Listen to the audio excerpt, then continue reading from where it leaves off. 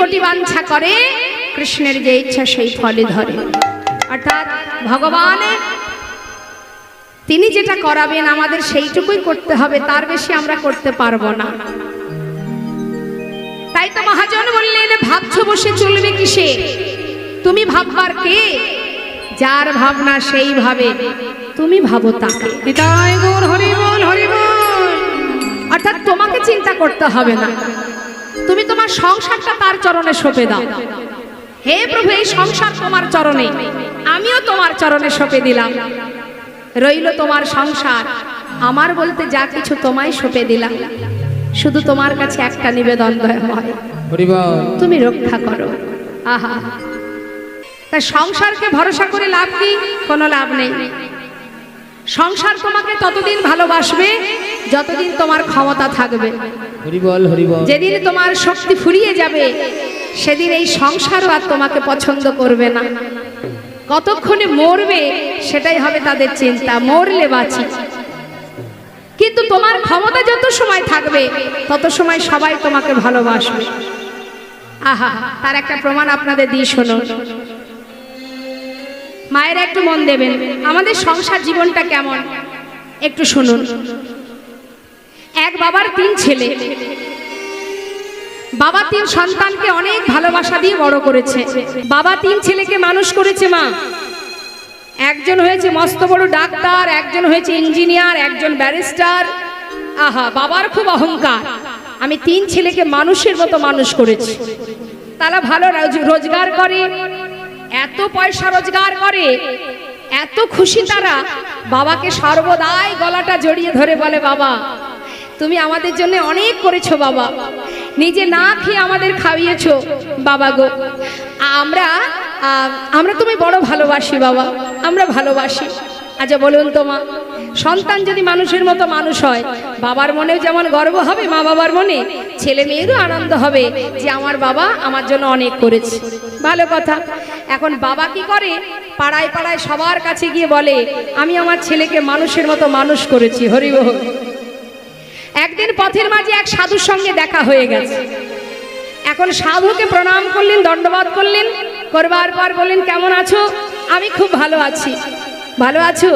যাক, তা জীবনের অনেক সময় তো চলে গেল সংসারের পিছনে, আর তো বেশি সময় নেই, এবার একটু তার চিন্তা করো। তার চিন্তা? হ্যাঁ, কার চিন্তা? কেন? যে তোমার আপনজন। আমার আপনজন? আমার আপন মানে তোমার 3 ছেলে, ওরা ছাড়া আমার আর কে আছে? হ্যাঁ, 3 ছেলেই তো আমার। তোমায় কি বলবো সাধু বাবা, 3 ছেলে আমাকে কত ভালোবাসে জানো? তাই বুঝি? হ্যাঁ গো, শোনো শোনো, তাহলে ছেলের কথাটা একটু বলি। ওমা গর্ব করে বলছে বাবা, কি বলছে শুনুন। বলছে, আমার 3 ছেলে একদিন ঘরের মধ্যে বসে বসে তারা বলা বলি করছে। বড় ছেলে বলছে, আমার বাবা তো অনেক করেছে আমাদের জন্য, তা আমার বাবা যখন মারা যাবে, এই বাড়ির ভিতরে তো অনেকগুলো গাছ আছে, আম গাছ, তা ভাবছি যে মিষ্টি আম গাছটা আছে, এই আম গাছটাই কেটে ফেলবো, কেটে আমার বাবার শেষ কাজটা করবো। নিতাই গৌর হরি। আচ্ছা তুমি বলো তো সাধু বাবা, যে কোনো একটা গাছ দিয়ে শেষ কাজ করলেই তো হয়, মিষ্টি আম গাছটা কাটার কি দরকার? ভালো না বাসলে কোনো সন্তান এমন করতে পারে? এখন সাধু বাবা বললেন, বাবা বাবা বাহ, খুব ভালো। আচ্ছা, আমার মেজো ছেলে বলেছে যে বাবাকে যেখানে দাহ করা হবে সেখানে একটা বিদেশ থেকে দামি দামি মার্বেল পাথর এনে স্মৃতি মন্দির বানিয়ে দেবো। হরি বল। দেশের পাথরে করব না, বাবা তো অনেক করেছে আমাদের জন্য, দেশের পাথর কেন আনবো? লাখ লাখ টাকা খরচ করব, বিদেশ থেকে পাথর আনবো। বাবা বাবা, খুব ভালো খুব ভালো। এবার আমার ছোট ছেলের কথা বলি, শোনো। আমার ছোট ছেলে বলেছে যে বাবা মারা গেলে, বাবা তো এত করেছে, বাবার জন্য 7 গ্রামের মানুষকে আমি বাড়িতে খাওয়াবো। তবে হ্যাঁ, নিমন্ত্রণ করব কেমন করে? ভেড়া পিটিয়ে নিমন্ত্রণ হবে, চিঠি পিঠি দেব না, ভেড়া পিটিয়ে নিমন্ত্রণ করব, 7 গ্রামের মানুষকে খাওয়াবো। তবে যেমন তেমন খাবার নয়, যেমন তেমন খাবার।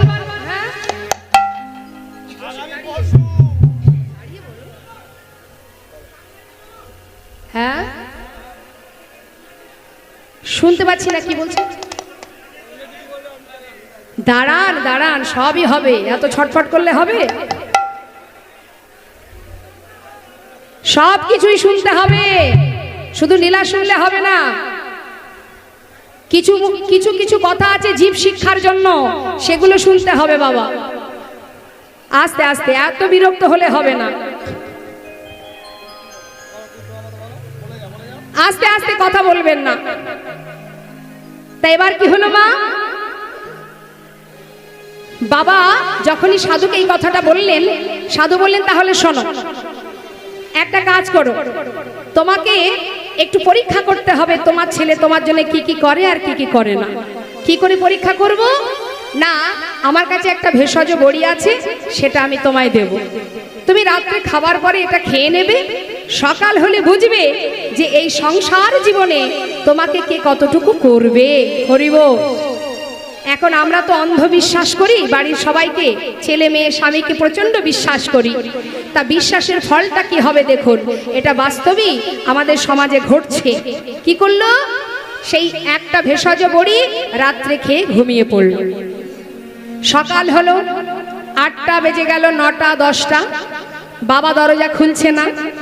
এবার 3 ছেলে ডাকছে, বাবা ও বাবা, বাবা দরজা খোলো, ও বাবা। দরজা কিছুতেই খুলছে না মা। কি ব্যাপার, বাবা দরজা খুলছে না কেন?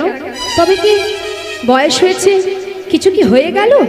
3 জনে একসঙ্গে জোরপূর্বক মুষ্টাক হাতে দরজা খুললেন। দরজা খুলে দেখছে বাবা শুয়ে আছে। কাছে গিয়ে ডাকছে, বাবা ও বাবা, বাবা ওঠো ওঠো বাবা ওঠো। আর বাবার সাড়া নেই। গেল কোথায়? চিৎকার করে উঠেছে, বাবা বাবা তুমি কোথায় চলে গেলে? বাবা তুমি তো আমাদের মাথার উপরে বট গাছের ছায়ার মতো ছিলে। বাবা তুমি কোথায় চলে গেলে? বাবা কোথায় চলে গেলে? কাজ পাড়াপড়শি সবাই দেখছে যে একটা মানুষ সারা জীবন কষ্ট করে 3 সন্তানকে মানুষ করেছে, আর সেই মানুষটা চলে গেল এত তাড়াতাড়ি। গ্রাম ভর্তি লোকজন সবাই তার বাড়িতে উপস্থিত, ঘর ভর্তি লোকজন। 1 ঘন্টা 2 ঘন্টা চলে গেল মা, কান্নাকাটি শেষ হলো। হঠাৎ বড় ছেলে বলে উঠলেন, এই ভাই কেঁদে আর কি হবে, চল বাবার শেষ কাজটা করে ফেলি।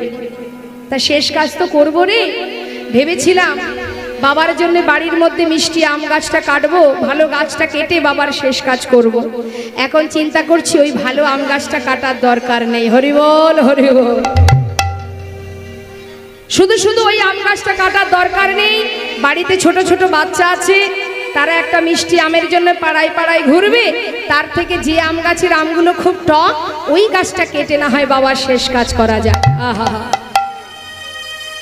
মেজ ছেলে বলে উঠলেন, বললেন, জানিস দাদা, আমি ভেবেছিলাম বিদেশ থেকে দামি দামি পাথর এনে বাবার স্মৃতি মন্দির তৈরি করব। এখন চিন্তা করছি লাখ লাখ টাকা খরচ করার দরকার নেই, কারণ বাবা যেমন আমাদের মানুষ করেছে, আমাদেরও তো মানুষ করতে হবে। তার থেকে ওই বিদেশি পাথর দিয়ে স্মৃতি মন্দির বানালে সেটাও তো স্মৃতি মন্দির। আবার বাঁশ গাছের বেড়া তৈরি করে খুঁটি পুঁতে যদি ওপরে খড়ের চাউনি দিয়ে একটা স্মৃতি মন্দির বানায়, সেটাও তো স্মৃতি মন্দির। হরিব। বাবা কিন্তু বিছানায় শুয়ে শুয়ে কথাগুলো শুনছে আর মেলাচ্ছে নিজের জীবনের সঙ্গে। কাদের জন্য দেহটা মাটি করেছি আমি? সারা জীবনে যাদের কথা ভেবেছি, যাদেরকে মানুষ করেছি, আজ তারা বলছে কি? ছোট ছেলে বলছে, দাদা শুধু শুধু গ্রামের মানুষকে খাওয়িয়ে লাভ নেই। অর্থাৎ যে কজন বাবার সঙ্গে শ্মশানে যাবে, তারা ফিরে এলে একটু গুড় চিড়ে আর একটু বাতাসা মিশিয়ে খাওয়িয়ে দিলেই হবে না। তাই গৌর হরিব। বাবা শুয়ে শুয়ে বলছে, সাধু বাবা ঠিকই বলেছ তুমি। আমি কি করলাম? সারা জীবন আমি যা করেছি সব ভুল করেছি। ছুটতে ছুটতে যেই না বাবা ঘুম থেকে বিছানায় উঠেছে, উঠা মাত্রই তিন ছেলে বলছে, কি বাবা, বাবা তুমি যে বেঁচে আছো, ছুটে গিয়ে জড়িয়ে ধরেছে, বাবা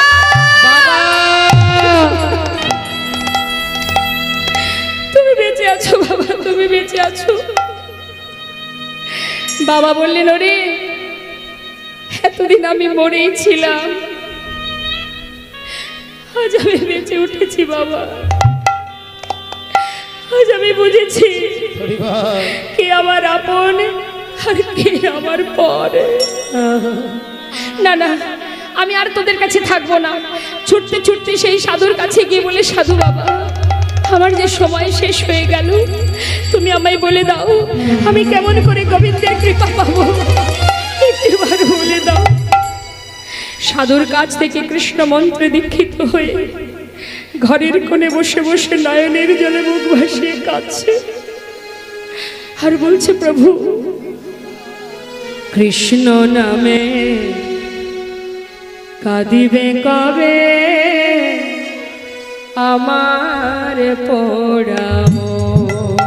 ওই না কৃষ্ণ নামে কাঁদবে কবে আমার পোড়াম।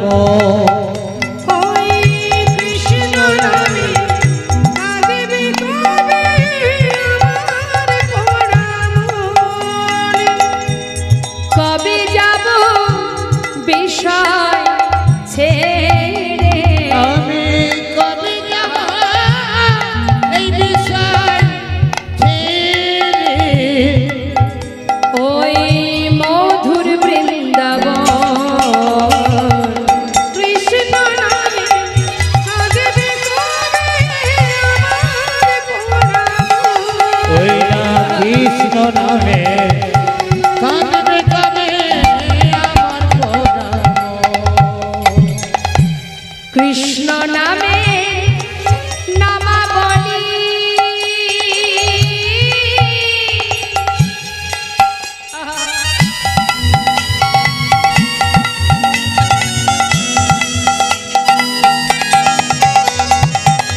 কৃষ্ণ নামে নামাবলী পড়ব কবে কৃষ্ণ নামে নামাবলী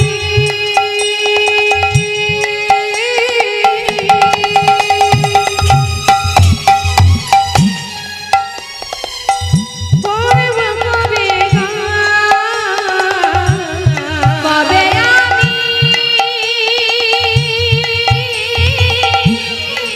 সকল ছেড়ে যাব মথুরা। ও গো কবে আমি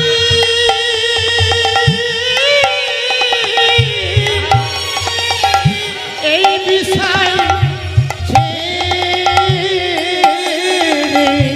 যাব মথুরা। কৃষ্ণ নামটি পারের সম্বল, কৃষ্ণ নামটি পারের সম্বল, কৃষ্ণ নামটি পারের সম্বল, কৃষ্ণ নামটি পারের সম্বল। কবে পাবো দর্শন, ওই না কৃষ্ণ নামে কাঁদবে কবে আমার পোড়াম। ওই কৃষ্ণ নামে কাঁদবে কবে আমার পোড়াম। ওই না কৃষ্ণ নামে কাঁদবে কবে আমার পোড়াম। নিতাই গৌর হরি বল হরি বল। তাই আমরা সারা জীবনটা মাটি করছি বাবা, কে আপন কে পর এটা আমরা আজ বুঝতে পারলাম না। তাই আজ দেখুন গোবিন্দ ঘোষের একটু রাগ হচ্ছে, তুমি তো বললে বটে প্রভু, কিন্তু আমি এত ভক্তের সেবার ব্যবস্থা কি করে করব। যার ভাবনা সেইভাবে। অগণিত নবদ্বীপবাসী যখন শুনতে পেলেন যে গৌরহরি পূর্বস্থলীতে এসেছেন, এই খবর পেয়ে সবাই যাচ্ছে গৌর দর্শনে, কিন্তু কেউ খালি হাতে যাচ্ছে না। যারা গৌরহরিকে ভালোবাসে, প্রভুর জন্য তার যেমন ক্ষমতা কিছু না কিছু নিয়ে যাচ্ছে। এখন সমস্ত ভক্তদের হাতে সেবার বস্তু দর্শন করে গৌরহরি বলছে, এদিকে এসো গোবিন্দ। খুব চিন্তায় পড়েছো কি করে কি হবে। দেখো দেখো কত ভক্ত আসছে, সবার হাতে আমার সেবার বস্তু, তাহলে আর চিন্তা নেই। যাও সবার হাত থেকে সেবার বস্তু নাও, একত্রিত করো, রান্না করো, সেবার ব্যবস্থা করো। যেই না সেবার ব্যবস্থা হলো, সেবার ব্যবস্থার পর সবার আগে প্রভুর সেবা দিল। সবে মিলে মহাপ্রভুর মধ্যাহ্ন পারাইলা, সবে মিলে মহাপ্রভু মধ্যাহ্ন করাই। তখন সবে মিলে মহাপ্রভুর মধ্যাহ্ন করাইলা। মুখ শুদ্ধি লাগি প্রভু কর বাড়াইলা, মুখ শুদ্ধি লাগি প্রভু কর বাড়াইলা। ওই নাম কসুতি লাগি প্রভু কর বাড়াইলা। যেই না হাত বাড়িয়েছে, গোবিন্দ ঘোষ বলছে আবার কি চাই? আরে আরে তুমি সেবা দিলে সেবার পর কি দিতে হয় জানো না? না, বলো কি চাই? তুমি যা বলবে আমি এক্ষুনি এনে দেব। আচ্ছা সোনা গোবিন্দ, আমার যে একটু মুখশুদ্ধি চাই। কি মুখশুদ্ধি প্রভু? মায়েরা বলতে পারবেন প্রভুর মুখশুদ্ধি কি? হরিত কি? ও দয়াময়, আচ্ছা দাঁড়াও দাঁড়াও, তুমি বসো, আমি যাবো আর আসবো। এই বলে প্রভুকে বসিয়ে রেখে যাচ্ছে গ্রামে হরিতকে ভিক্ষা করতে। মা গ্রামে ঘুরে ঘুরে ঘুরে ঘুরে ভিক্ষা করছে। মুখ শুদ্ধি মাগিবার তরে গোবিন্দ চলিল, মুখ শুদ্ধি মাগিবার তরে গোবিন্দ চলিল। ওই নাম সতী, ওই নাম সতী লাগি বাতানে গোবিন্দ চলিল। দুইটি হরিতকে মাগিয়া লইল, দুইটি হরিতকে মাগিয়া লইল, হরিতকে মাগিয়া লইল। আমার দুটো হরিতকে ভিক্ষা করেছে, ভিক্ষা করে ছুটতে ছুটতে আসছে। এখন মনে করুন একবার গ্রামে ছুটতে ছুটতে গিয়েছে, আবার ফিরে আসছে, অর্থাৎ 3 আর 3 6 ক্রোশ পথ। ক্লান্ত হয়ে গেছে, রাস্তার মাঝখানে এসে ভাবছে একটু বিশ্রাম করে আবার না হয় যাব। এই ভেবে একটা গাছের গোড়ায় বসে বিশ্রাম করছে। এখন বিশ্রাম করতে করতে যেই না দেহটা ঠান্ডা হয়েছে বাতাসে, তখন মাথায় চিন্তা ঢুকে গেল যে আজকে প্রভু যেমন চাইলেন, কালও তো হয়তো কোথাও গিয়ে বলবে গোবিন্দ মুখশুদ্ধি দাও। তার থেকে একটা কাজ করা যাক, দুটো হরিতকে প্রভুকে দিয়ে কাজ নেই, হ্যাঁ? ওর থেকে আমি একটা রেখে দেব আর একটা প্রভুকে দেব। সে তো আর জানছে না আমি কি দিয়ে কি করছি, থাক একটা আমার কাছে থাক। ভাবুন তো দেখি মা, যিনি এখানে বসে থাকে, যিনি অন্তর্যামী, তার কিছু জানতে বাকি থাকে? আমরা মানুষের চোখের আড়ালে অনেক পাপ করি, ভাবি মানুষ দেখতে পাচ্ছে না মানে আমি উত্তম কাজ করেছি। কিন্তু এর ফাঁকে তুমি দেবে কি করে? সময় হলেই তুমি সাজা পাবে, শুধু অপেক্ষা। এখন একটা নিজের কাছে রেখে আর একটা প্রভুর কাছে হাতে দিয়েছি। গৌরহরি সবই জানে কিন্তু কিচ্ছু বললেন না। কিছু সময় বিশ্রাম করে ভক্তদের বললেন তাহলে আর দেরি কেন, চলো আবার যাত্রা করি। সবাইকে নিয়ে আবার যাত্রা করলেন। হরিবল হরিবল। তা যাচ্ছে মনের আনন্দে সমস্ত ভক্তগণকে নিয়ে। পর দিবসেতে প্রভু অগ্রদ্বীপে আইলা, পর দিবসেতে প্রভু অগ্রদ্বীপে আইলা। ওই পর দিবসেতে প্রভু অগ্রদ্বীপে আইলা। এটা কোথায়? ও এখানেই তোমার ঘর, ঠিক ঠিক। গৌরহরি কিন্তু জানে মা যে গোবিন্দ ঘোষ হরিতকে সঞ্চয় করে রেখেছে, তাই গোবিন্দকে ত্যাগ করবে বলে গৌরহরি গোবিন্দকে একেবারে অগ্রদ্বীপে নিয়ে এসে তারপরে বলছে গোবিন্দ তাহলে আর কোথাও যাব না, এখানে সেবার ব্যবস্থা করো। তাড়াতাড়ি করে সেবার ব্যবস্থা হলো, সেবাও হলো। সেবার পর মুখশুদ্ধি লাগি প্রভু কর বাড়াইলা, মুখশুদ্ধি লাগে প্রভু করে বাড়াইলা। মুখশুদ্ধি লাগি প্রভু কর বাড়াইলা। মুখশুদ্ধি দাও না মোরে, মুখশুদ্ধি দাও না মোরে, মুখশুদ্ধি দাও না মোরে। একটা মুখশুদ্ধি দাও না মোরে। ভজনের অবশেষে মুখশুদ্ধি দাও না মোরে। ভজনের অবশেষে মুখশুদ্ধি দাও না মোরে। মুখশুদ্ধি লাগি প্রভু কর বাড়াইলা। মুখশুদ্ধি লাগে প্রভু করে বাড়াইলা। যেই না মুখশুদ্ধি চেয়েছে গোবিন্দ ঘোষের কাছে তো আছে তো বাবা, গচ্ছিত আছে। হাত বাড়িয়ে যেই না চেয়েছে গোবিন্দ ঘোষ একেবারে ভাবে গদ গদ। আমি তো জানতাম তুমি চাইবে, এক্ষুনি দিচ্ছি, দাঁড়াও। এই নাও ধর। গৌর হরি বলছি দাঁড়াও গোবিন্দ, কাল যখন মুখশুদ্ধি চেয়েছিলাম দিতে তোমার দেরি হয়েছিল, চাইবা মাত্রই দিতে পারোনি, কিন্তু আজ চাইবা মাত্রই এত তাড়াতাড়ি কোথায় পেলে? অপ্রভু, আমি তো জানি তুমি আজকে চাইবে, তাই কালকে দুটো হরিতকে আমি ভিক্ষা করে একটা আমার কাছে রেখেছিলাম, একটা তোমাকে দিয়েছিলাম। আজকে তুমি যেই চেয়েছো সেই তো দিলাম। ও প্রভু, আমি ভালো করিনি? বাহ, চমৎকার। গোবিন্দ, এতদিন আমার সঙ্গী হয়ে এই শিক্ষা পেলে? প্রভু, আমি কি কোনো ভুল করেছি? না, তুমি কোনো ভুল করনি গোবিন্দ, ভুল করেছি আমি। তুমি? হ্যাঁ গোবিন্দ, আমি কিসে ভুল করেছি শুনবে? আমি ভুল করেছি তোমাকে আমার সঙ্গী করে। গৌরহরি, তুমি কি বলছো দয়াময়? আমি তোমার কথা কিছু বুঝতে পারছি না। আমি, তুমি খুলে বলো, কি আমার অপরাধ? আমি কি অপরাধ করেছি? গোবিন্দ, সন্ন্যাসীর নহে কভু সঞ্চয় বাসনা। তুমি আমার সঙ্গী হয়েছো ঠিকই, কিন্তু সঞ্চয় বাসনা তোমার মন থেকে এখনো যায়নি। শোনো গোবিন্দ, যারা আমার সঙ্গী হয়ে আমার উপরে নির্ভরশীল হতে পারে না, আমি তাদের মুখ দর্শন করি না। তাই আমি মনে করি আজ থেকে তোমার মুখ দেখা আমার উচিত নয়। না,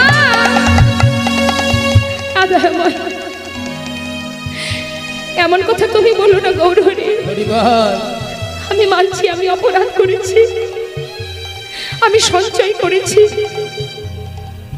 কিন্তু আমি যে সঞ্চয় করেছি সে তো আমার জন্য নয়। আমি যা সঞ্চয় করেছি সে তো আমি তোমার জন্য করেছি। দয়াময়, এতে যদি আমার কোনো অপরাধ হয় তুমি আমাকে মারো, আমাকে যা খুশি বলো, কিন্তু তুমি আমায় ফেলে চলে যেও না দয়াময়। আমি তোমায় ছেড়ে থাকতে পারবো না গৌরহরি। গৌরহরি কোনো কথাই শুনছে না মা। ভক্তগণকে বলছে, চলো ভক্ত, আর এখানে নয়। যে সর্বস্ব পরিত্যাগ করে আমার সঙ্গী হয়ে আমার উপরে নির্ভরশীল হতে পারে না, তাই সে সঞ্চয় করে রাখে। ওর সমস্ত কিছু ত্যাগ হলে কি হবে? সঞ্চয় বাসনা এখনো তার মন থেকে যায়নি, অসঞ্চয়ী। তাই আজ থেকে আমি ওকে ত্যাগ করলাম না।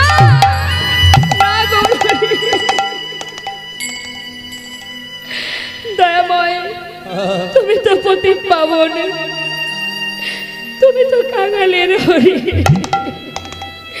ছুটে গিয়ে চরণটা জড়িয়ে ধরেছে গৌরহরি। আমি তোমায় ছাড়বো না দয়াময়। তুমি পতি পাবন হরি,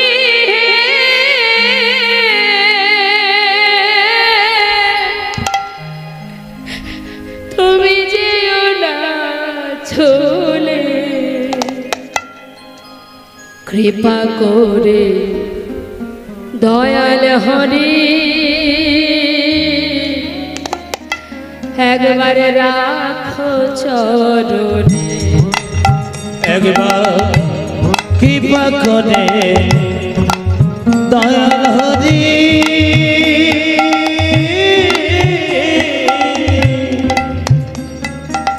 তুমি রাখো চরণে। শুনেছি তুমি নাকি দয়াল শিরোমণি। প্রভু শুনেছি তুমি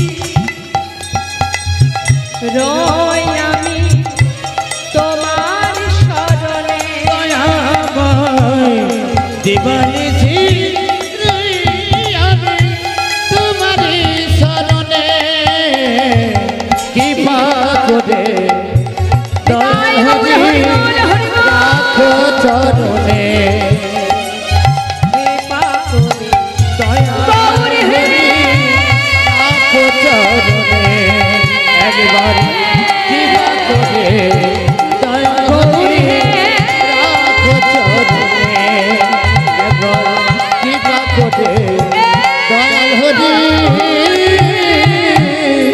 রাখো চরণে গৌর হরি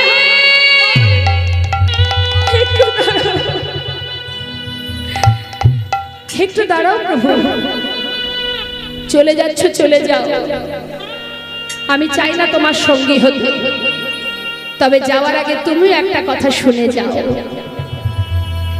এই অগ্রদ্বীপের মাটিতে দাঁড়িয়ে আজ আমি প্রতিজ্ঞা করব,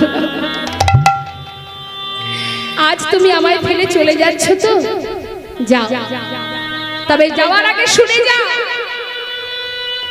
যদি আমি তোমায় ভালোবেসে থাকি, যদি আমার বলতে সর্বস্ব আমি তোমার চরণে সঁপে দিয়ে থাকি, যদি সদা সর্বদাই আমি তোমায় ডেকে থাকি, আর চলে যাচ্ছ চলে যাও, তোমাকে আমার কাছে আবার ফিরে আসতে হবে। এক পক্ষকালের মধ্যে যদি আমি তোমায় ভালোবেসে থাকি, আমি চাই না তোমার সঙ্গী হতে তুমি চলে যাও দয়াময়। তার যে কথা সেই কাজ মা, ফেলে চলে গেল ভক্তকে চিরতরে, কিন্তু ভক্তের ডাকে ভগবান তো সাড়া দেবেই দেবে বাবা, কোনদিন তার মুখ দেখবে না। প্রতিজ্ঞা করলেন, প্রভু চলে গেলেন, আর গোবিন্দ ঘোষ ধুলায় গড়াগড়ি দিয়ে কাজ। এমন সময় গ্রামবাসী দেখছে তো আমাদের পাড়ার ছেলে, সবাই মিলে তাকে ধরে তার বাড়িতে পৌঁছে দিয়ে এলো। কিন্তু যে জন গৌরহরির কাছে থেকে তার সঙ্গ পেয়েছে, বলুন তো মা, তার কি আর এই মায়ার সংসারের মধ্যে মন বসে? আর দিন কাটছে না তার। 15 দিনে হয় এক পক্ষ কাল, এই 15টা দিন যেন তার কাছে 15টা জনম মনে হচ্ছে। এক একটা দিন যাচ্ছে বড় কষ্টে, বড় যন্ত্রণায়, ঘরের মধ্যে বসে বসে কাঁদে আর বলে, দয়াময়, এই জগতে যার কেউ নেই তার ভগবান আছে, আর আজ সেই ভগবানের চরণেও আমার কোনো জায়গা হলো না। তাহলে আর বেঁচে থেকে লাভ কি? প্রভুর চরণে যখন ঠাঁই নেই, আমি আর বাঁচতে চাই না। দেখতে দেখতে 13 দিন হলো মা, গৌরহরি ফিরে এলো না। তাই মনের কষ্টে, মনের দুঃখে এবার যাচ্ছে গঙ্গার জলে নিজের প্রাণ বিসর্জন করব। তা পথে যখন যাচ্ছে, প্রভুকে ডাকতে ডাকতে, হরি হে,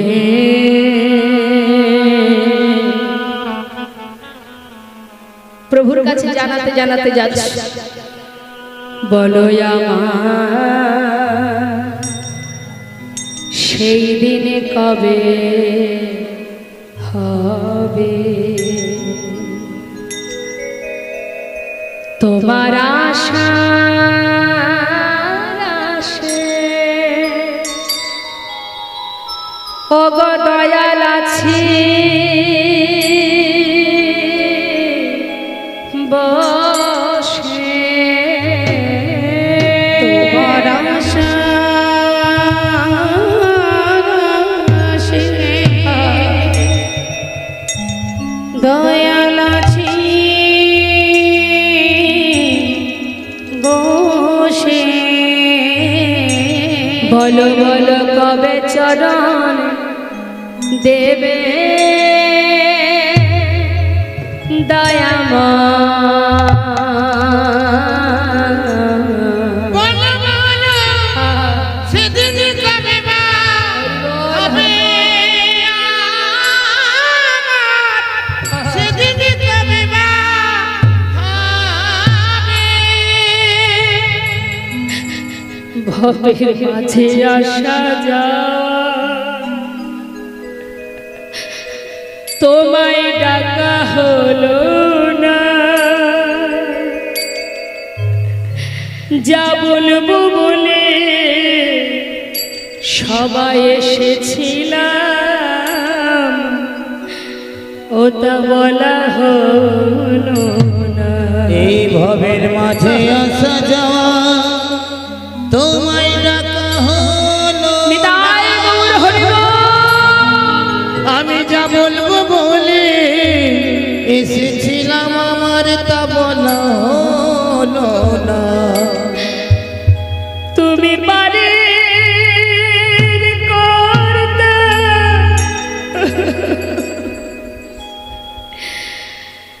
আমি শুনি বার্তা,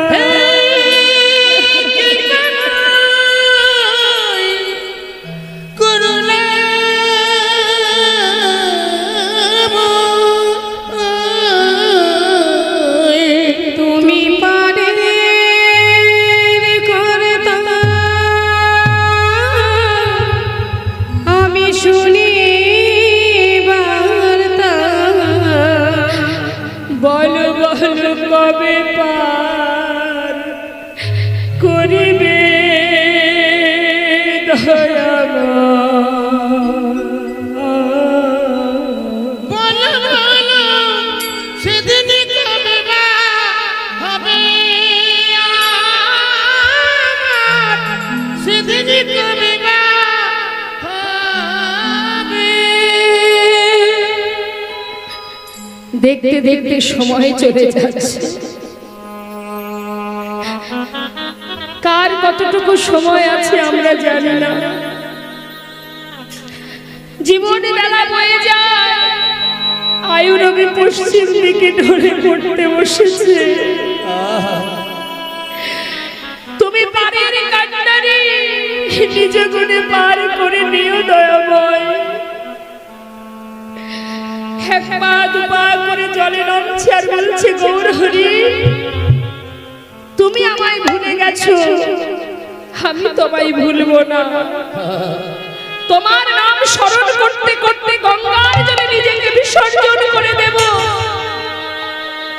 কেউ জানুক বা না জানুক, তুমি তো জানবে যে তুমি আমায় ভুলে গেছো, কিন্তু আমি তোমায় ভুলিনি। কিন্তু ভগবানকে ভক্তকে ভুলতে পারে মা? রামকেলিতে একটা কোষ্ঠী পাথর জলে ভাসিয়ে দিয়েছে, আর সেই পাথরটা ভাসতে ভাসতে ভাসতে ভাসতে ওই অগ্রদ্বীপের ঘাটে এসে দাঁড়িয়ে আছে। আর এদিকে গোবিন্দ ধীরে ধীরে জলে নামছে, জলে ডুবে মরবে বলে যখন বক্ষস্থল পর্যন্ত জল, হঠাৎ সেই পাথরটা ভাসতে ভাসতে তার গায়ে এসে লেগেছে। আর যেই গায়ে লেগেছে হাতে করে তুলে নিয়ে তীরে উঠে আবর্জনার মধ্যে ছুঁড়ে ফেলে দিয়েছে। ভেবেছে কোনো মরা পোড়ানো কাঠ, সামনেই তো শ্মশান, হয়তো কোনো কালো কাঠ ভেসে আসছে, পোড়া কাষ্ঠ ভেবে ফেলে দিল। হঠাৎ দৈববাণী হলো, গোবিন্দ গোবিন্দ, কে তুমি? ঘরে ফিরে যাও। কে তুমি? আমি দেখতে পাচ্ছি না কেন?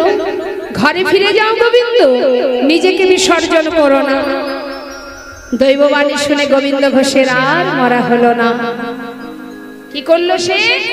ধীরে ধীরে আবার ঘরে চলে গেল। তাহলে মা 14 দিন পার হয়ে গেল, আজ 13 দিন পার হয়ে আজ 14 দিন, 15 দিনে এক পক্ষ কাল। স্বয়ং করুণাময় গৌর সুন্দর